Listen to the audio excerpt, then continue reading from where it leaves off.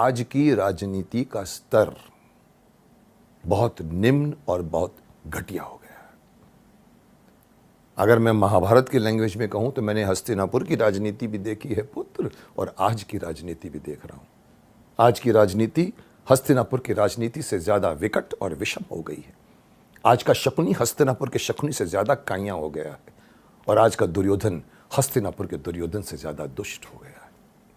और मुझे ये कहने में कोई हिचक नहीं है कि आज की जो इलेक्शन कैंपेनिंग का स्तर आया है वो इससे ज़्यादा घटिया स्तर मैंने नहीं देखा।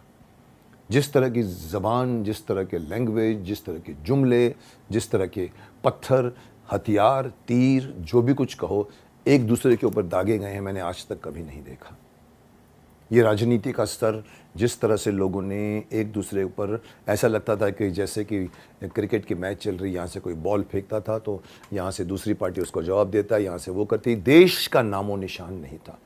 देश के बारे में किसी ने कुछ नहीं कहा, सिर्फ एक दूसरे को चोर बनाने में पूरी की पूरी ताकत लगाई जा रही थी हर पार्टी की तरफ से।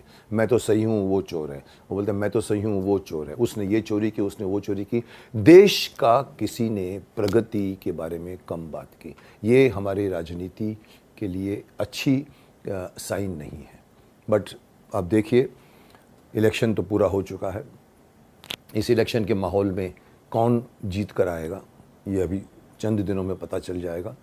मैं सिर्फ ये आशा करता हूँ कि जो भी पार्टी चुन कर आए वो मेजॉरिटी के साथ आए, क्योंकि मेजॉरिटी के साथ अगर नहीं आया तो फिर आपस में साँठ गांठ होगी, फिर वही पार्लियामेंट में बिल पास नहीं होंगे, फिर वही एक दूसरे की तरफ से टांग हाथ खींचे जाएंगे, देश वहीं का वहीं रहेगा। करोड़ों रुपए पार्लियामेंट में वेस्ट होते हैं, हमारे पैसे होते हैं, एक्सचेकर के पैसे होते हैं, और वो एक पार्लियामेंट सेशन अगर नहीं हुआ तो करोड़ों रुपए का नुकसान होता है।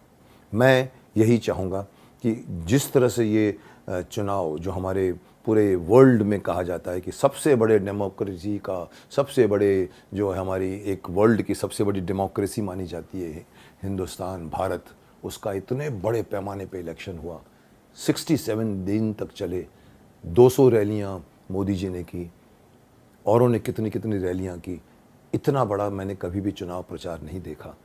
पर मैं आशा करता हूं कि जो कुछ भी होगा अच्छा होगा।